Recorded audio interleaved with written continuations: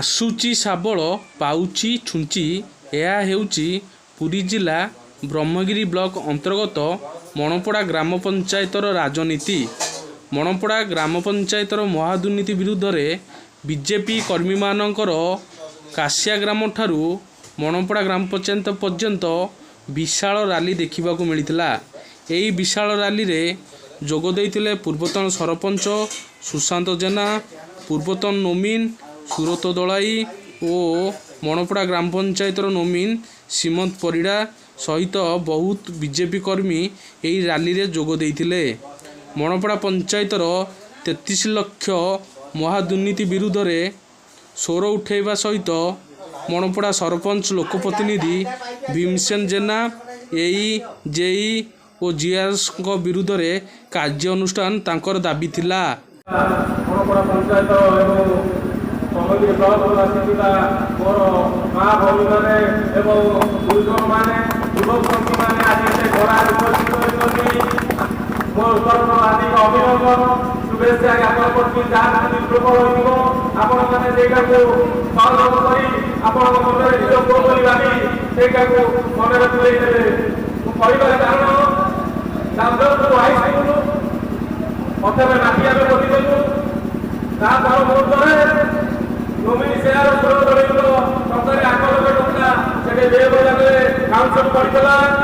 ସେ ସ୍କୁଲର ଚେୟାରମ୍ୟାନ ପରଶୁରାମ ଜେନା, ଯିଏକି ଯିଏ ଆଜିକା ସରପଞ୍ଚ ଗୀତାଞ୍ଜଳି ଦେବେର ବଡ଼ ଲୋକ, ସେଠି 10 ବର୍ଷ ସଞ୍ଜୟ ଦାସ କର୍ମା ମନ୍ତ୍ରୀ, 5 ବର୍ଷ ଏମଏଲଏ, ସେଠି ପିଠାଟେ ମାଟି ପକାଇ ପାଇଲେନି।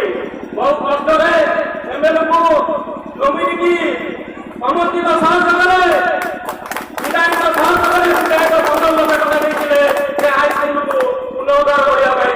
ସେ ଟଙ୍କାରେ ଛାତ ପଡ଼ିଲା।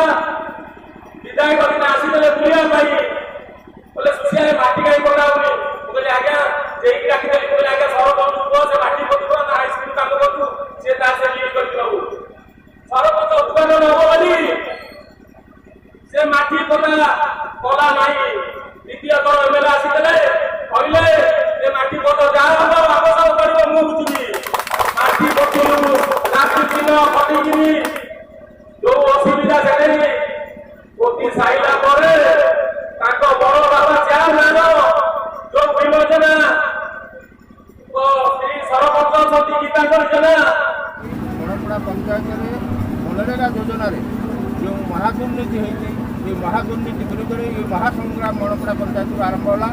ଏହା ବ୍ଲକ ସ୍ତର, ପଞ୍ଚାୟତ ସ୍ତରରୁ ବ୍ଲକ ସ୍ତର, ବ୍ଲକ ସ୍ତରରୁ ଜିଲ୍ଲା ସ୍ତର ପର୍ଯ୍ୟନ୍ତ ନେବା ପାଇଁ ଆଜି ଆମର ମଣପଡ଼ା ପଞ୍ଚାୟତର ମା ଭଉଣୀ ବୁଦ୍ଧିଜୀବୀମାନଙ୍କୁ ନେଇକରି ଏ ପଦଯାତ୍ରା ଆରମ୍ଭ ହୋଇଛି। ମନରେଗା ଯୋଜନାରେ ଦାମୋଦରପୁର ହାଇସ୍କୁଲରେ ବେଳପତି କାର୍ଯ୍ୟ କିଛି ନ କରି ସେଠାରେ 9 ଲକ୍ଷ ଟଙ୍କା ଦୁର୍ନୀତି ହୋଇଛି। ପାଞ୍ଚଟି ବହୁମୁଖୀ ପୋଖରୀ କାର୍ଯ୍ୟ ନ କରାଯାଇ ହଲ୍ଟ ବିଲ୍ କରାଯାଇଛି।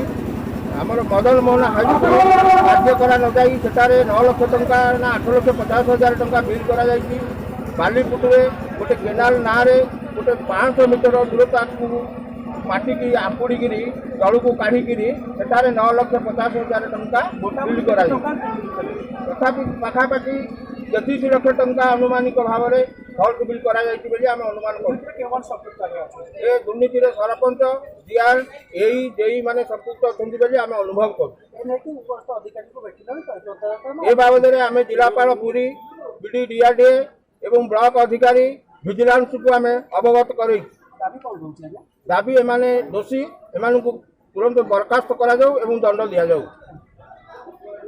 ମନରେଗା ଯୋଜନାରେ ମଣପଡ଼ା ଗ୍ରାମ ପଞ୍ଚାୟତରେ ହୋଇଥିବା ମହାଦୁର୍ନୀତି ସମ୍ପୃକ୍ତ ସରପଞ୍ଚ, ଏଇ ଜେଇ ଓ ଜିଆରଏସଙ୍କ ବିରୁଦ୍ଧରେ ଦୃଢ଼ କାର୍ଯ୍ୟାନୁଷ୍ଠାନ ତାଙ୍କର ଦାବି ଥିଲା। Live business Odisha.